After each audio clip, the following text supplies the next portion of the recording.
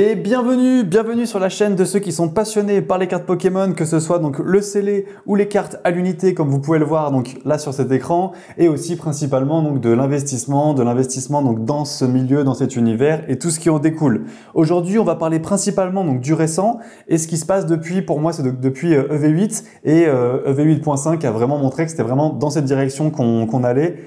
Pour combien de temps, ça on le sait pas, mais on pourra en parler en tout cas sur cette chaîne, ça c'est sûr.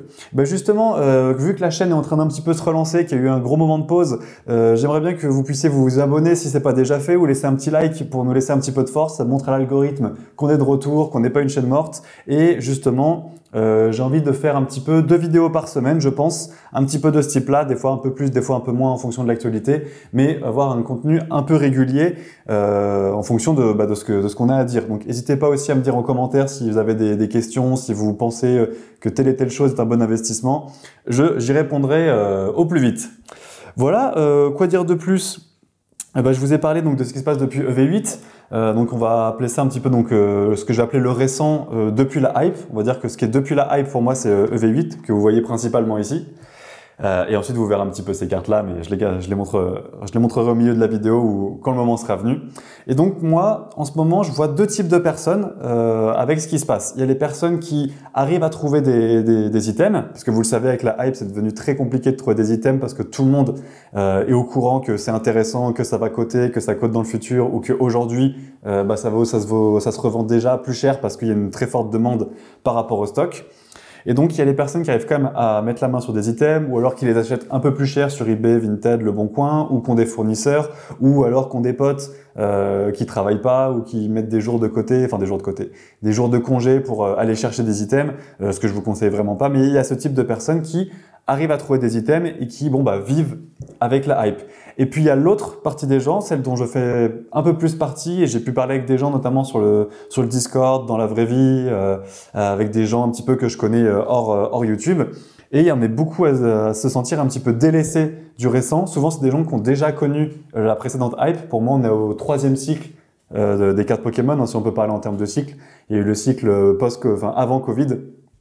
Celui de quelques années avant, qui était vraiment un cycle entre passionnés, celui qu'on a connu, en tout cas que moi j'ai vraiment connu fortement juste après, pendant le Covid, et on arrive pour moi à cette troisième grande hype, en tout cas avec un marché, avec des gens qui s'intéressent aux cartes et aux items, même si ils se connaissent pas forcément en cartes, ou alors même ceux qui s'y connaissaient, en fait ils font mince, il y a de l'argent à se faire avec ma collection. Donc c'est ça que j'appelle le cycle et 3e hype. Bref, donc il y a ces types de personnes qui finalement n'arrivent pas à trouver de coffret, qui n'ont pas envie de mettre 150 balles dans une ETB qui est sortie il y a 2 semaines ou qui est sortie il y a 1 mois, 2 mois, parce qu'en fait on n'arrive pas à en trouver. Typiquement moi ces 2 ETB là je les ai eu en magasin pour 55 et 60 euros. J'ai eu beaucoup de chance, je les aurais pas eu, ça aurait été tant pis, et ça aurait pas été dans le décor. Mais je les aurais pas achetés à 80, 90, même si aujourd'hui il me semble qu'ils sont à plus de 100, 110, 115. Il me semble en avoir vu à 120, mais peut-être que c'est redescendu un peu. Bref, et donc ces personnes-là, elles sont forcément parties vers autre chose. On va en parler donc dans cette vidéo. Pourquoi est-ce qu'on n'a plus de stock? C'est aussi comme on est à ce 3e cycle, ce que je disais un petit peu tout à l'heure, on est dans un marché, même si je dis souvent que Pokémon est un marché qui est beaucoup moins mature que par rapport celui des crypto-monnaies, c'est pas le meilleur exemple, que celui donc des crypto-monnaies, de la bourse traditionnelle, du CAC 40, etc., qui est beaucoup plus ancien. Alors pour les crypto-monnaies beaucoup moins, mais vous voyez ce que je veux dire. Là, on arrive à un 3e cycle où les gens ont laissé passer la vague 1 fois, 2 fois. Donc la première fois, ils ont peut-être pas forcément entendu parler, mais en 2021, tout le monde en a entendu parler, tout le monde s'est dit bon ouais, c'est peut-être pas pour moi, ou trop tard, j'arrive pas à en trouver. Là 2024-2025, tout le monde est au courant, donc ça passe à nouveau à la télé, ça passe à nouveau au JT, les chaînes YouTube commencent à nouveau à péter, j'en suis la preuve justement quand j'ai commencé en novembre-décembre. On arrive à un moment donné où donc le marché est plus mature, où même les gens qui sont en dehors de ce marché sont intéressés par du Pokémon. Et qu'est-ce que ça fait au final? Donc là on arrive sur le sujet du jour. Pour moi, avec cette nouvelle hype, on est arrivé donc sur du EV8 qui est juste ici, qui était, pour moi c'était fun, l'époque EV8, même si c'est pas très ancien. Pourquoi c'était fun? C'est parce qu'on arrivait un petit peu dans ce côté difficile à trouver, mais faisable. Vous voyez, j'ai fait un petit vlog, j'ai fait peut-être une dizaine de magasins, mais c'était en grande ville, dans le centre, et au final j'ai réussi à trouver quelques boosters, et j'en ai pris 2-3, il en restait peut-être une dizaine. Voilà, c'était difficile mais pas impossible. Et au pire, vous mettez peut-être 1 euro ou 2 euros pour avoir votre tripack en plus sur les plateformes d'échange. Et c'était Voilà, on sentait la hype arriver, mais c'était pas non plus complètement délirant. Ensuite, on a eu les annonces de V8.5. Et pour moi, c'est EV8.5 qui a un peu moins bien géré cette hype. Alors, moins bien géré.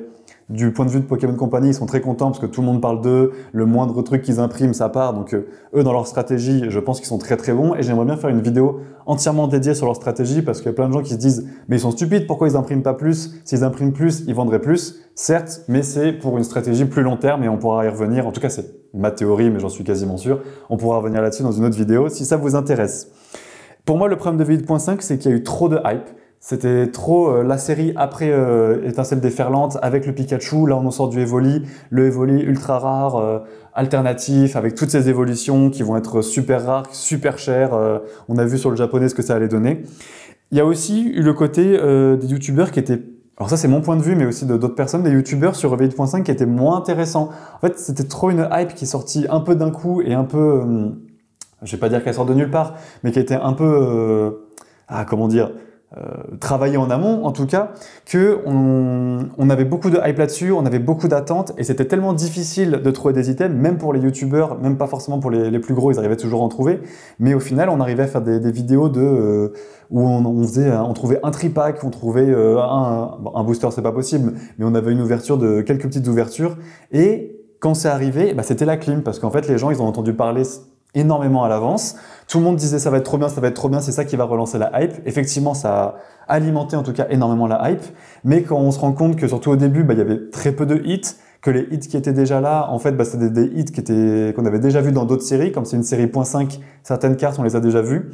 Qu'il y avait les Pokéball, les Reverse Pokéball et Master Ball qui étaient très intéressantes, enfin très intéressantes, on va revenir dessus, mais qui finalement en fait étaient des super Reverse, mais ça prenait un slot d'ultra. Donc au final, on se rend compte que les seules cartes vraiment intéressantes, c'était les grosses cartes Evoli, les seules évolutions qui sont extrêmement difficiles à trouver et qui coûtent extrêmement cher. Donc c'est un peu quelque chose qui était alimenté par très peu de choses. Donc moi, c'est un peu quelque chose qui m'a dégoûté parce que j'ai jamais réussi à trouver de booster. Je connais très peu de gens, en tout cas, qu'on en trouvait en magasin, en tout cas suffisamment pour faire une ouverture, en garder en scellé, etc. Et comme c'était tellement hypé, ça valait tellement de valeur jour J, que finalement, moi, si jamais j'avais réussi à trouver un tripack, ce qui n'est pas le cas, hein, j'ai rien trouvé, même si j'ai pas énormément cherché parce que ma hype est très rapidement descendue, j'en ai déjà parlé dans une autre vidéo, mais même si j'avais un tripack ou une ETB, franchement, j'ai pas envie de l'ouvrir parce que ce que ça vaut, même si je l'achète 50 €, je sais qu'elle vaut beaucoup plus et que ce que je vais avoir à l'intérieur, il y a très peu de chances que ça me fasse kiffer ou que même si j'ai pas une grosse carte évolution, en fait, je vais être déçu de mon ouverture. Et moi, c'est le truc qui m'a embêté. Donc, c'était vraiment les Pokéball, les Reverse Pokéball et Master Ball. Parce que oui, si vous avez, on dit, oui, mais regarde, t'as eu 4 Pokéball et une Master Ball dans ton ETB, franchement, sois content. Ouais, mais bon, si ma Master Ball, c'est une dresseur, enfin, c'est une carte dresseur normale, hein, pas une full art ou quoi. Et ensuite, j'ai eu Voltobre Pokéball et d'autres trucs comme ça. Ouais, c'est des super cartes dont je m'en fous. Enfin, c'est pas des cartes intéressantes, un peu nulles. Alors, dont je m'en fous. C'est quand même super cool à ouvrir, mais c'est un peu comme quand on ouvre un booster, on n'a rien et on a Groudon holographique. Bon, c'est cool, tu vois, on est content d'avoir eu ça plutôt que rien à voir, mais jamais de la vie je vais mettre ça dans mon classeur. Je vais la mettre de côté, je vais dire, voilà, je vais peut-être bien l'aimer, plus qu'une carte normale, mais c'est plus pour me dire, j'ai rien eu, mais au moins j'ai eu une petite carte qui m'a fait kiffer dans les 10 secondes, quoi. C'est un peu comme ça que je vois 8.5. Le seul truc qui garde, en tout cas pour moi, 8.5 toujours intéressant et qui fait que les gens vont quand même continuer à ouvrir malgré ce problème-là, c'est la patte du gain, hein, encore une fois, c'est le côté God Pack. Parce que tant que tu n'as pas pesé ton booster ou ouvert ton booster, ton petit item que tu as payé 20, 30, 40, 50 €, même si ça coûte super cher, peut-être que dedans tu as ton God Pack, et vu que chaque carte, alors le God Pack c'était avec toutes les cartes évolution ou en tout cas plusieurs cartes alternatives, et vu que chaque carte d'Evoli en alternative coûte plusieurs centaines d'euros, tu te dis là j'ai peut-être 500 ou 1000 balles qui dort là. C'est pour ça qu'il y a aussi ce côté qui est intéressant. Mais en fait c'est trop tout ou rien avec cette série. C'est ça moi qui m'a un petit peu dégoûté, c'est vraiment rouge ou noir, c'est du gambling. Et c'est peut-être pour ça aussi qu'elle a marché, parce que on sait que le gambling c'est quelque chose qui, surtout chez les collectionneurs de Pokémon, quelque chose qui marche très bien sur nous. Et ensuite, on va arriver donc sur EV9 qui a l'air d'être une super série. J'ai pas encore regardé tous les spoilers et j'aimerais bien faire une vidéo à ce propos.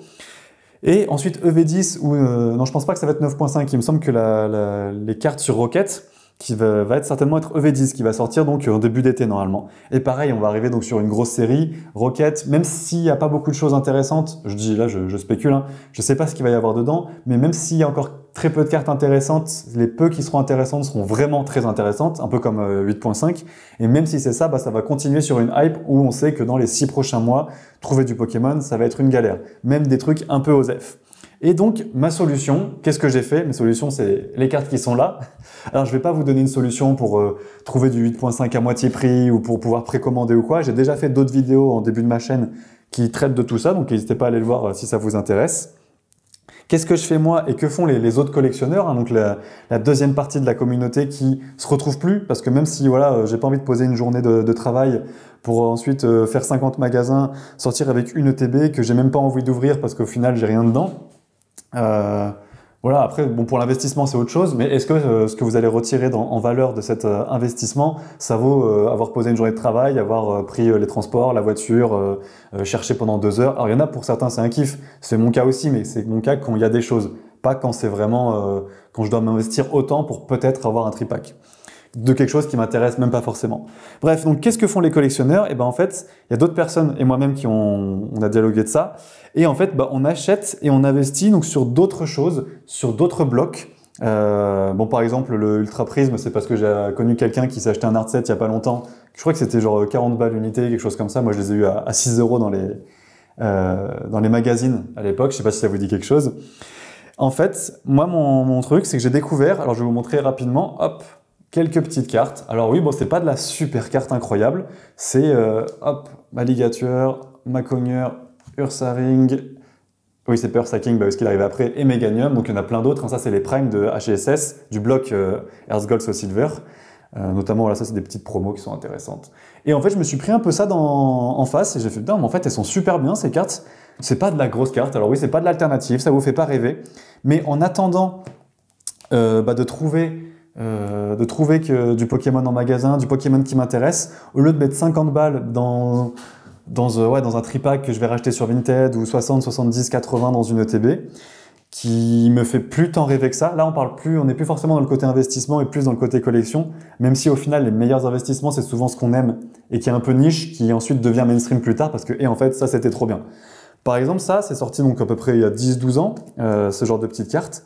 Et le fait de me dire que moi, les seuls trucs que je voyais en magasin, c'était les Pokébox pas très intéressantes. J'en avais déjà parlé dans ma dernière vidéo, où il y a juste un EV8, un EV6, un EV1 et peut-être un Star étincelante. C'est cool, mais pour 25 €, des fois tu l'ouvres, tu vas certainement rien avoir, alors que pour 25 €, bah, alors je sais que je suis pas vraiment au courant des prix, mais pour 25 €, bah, j'ai ces 2 cartes. Voilà. Et ça, c'est des cartes qui ont plus de 10 ans. Elles sont en super état. Je sais pas si on voit bien, s'il y a des petits pets. Oh, celle-là est pas en super état. Mais... Par exemple, je vous sors la Macogneur, là. C'est celle qui m'a coûté un peu plus cher. Je crois qu'elle m'a coûté un peu plus de 25 €, 25-30 € avec les frais. Hop, je vous fais un petit peu la mise au point en direct. Voilà. Donc, franchement, l'état est vraiment bon. Et c'est une carte que j'aime, quoi. Enfin, je la trouve cool. Voilà, tout ça pour dire qu'au final, alors moi, j'ai acheté des cartes du bloc AGSS que j'ai redécouvert parce que moi, j'étais pas sur ce bloc quand c'est sorti. Mais ça peut être n'importe quoi. Ça peut être des boosters Soleil et Lutte. Ça peut être du XY parce que XY, c'est un peu le bloc qui est boudé. Si vous avez un peu plus de budget, ça peut être tout ce qui n'est pas bloquex, en fait, on va dire. Tout ce qui est après le bloquex. C'est des choses qui ont déjà pété. Mais moi, je me dis, bah ça... bon, admettons que celle-là vaut 25 €, je l'avais payé un peu plus, mais admettons qu'on me dit ça c'est 25 €, est-ce que je veux ça? Ou une Pokébox qui m'intéresse pas, qui est le seul truc que j'arrive à trouver en magasin, alors que j'ai pris 3 heures pour faire plein de boutiques différentes. Et ben moi j'ai pris la décision d'au final passer sur ce genre de petites choses en attendant que ça revienne ou que par chance et par hasard j'arrive à précommander ou trouver des items qui m'intéressent. Voilà, c'était un petit peu ma réflexion du jour. J'espère que ça a pu vous intéresser et n'hésitez surtout pas à me dire si vous êtes dans la team j'achète un peu plus, ou enfin un peu moins, mais un peu plus cher pour être sûr d'avoir mon tripack, mon ETB des nouvelles séries, ou je connais des tips pour précommander, ou alors bah, je me désintéresse du récent. Je pars sur autre chose, alors que ce soit de la carte à l'unité, un autre TCG, un autre investissement pour les mordus de l'investissement et qui pensent que rentabilité. Voilà, n'hésitez pas à me dire, ça m'intéresse énormément. Je répondrai à tout ça en commentaire. On va se laisser là pour aujourd'hui. Je vous dis à très bientôt sur cette chaîne. N'hésitez pas à liker, à vous abonner si ce n'est pas déjà fait. On se rejoint sur le Discord. Je vous dis à bientôt et collectionnez, investissez bien. Salut!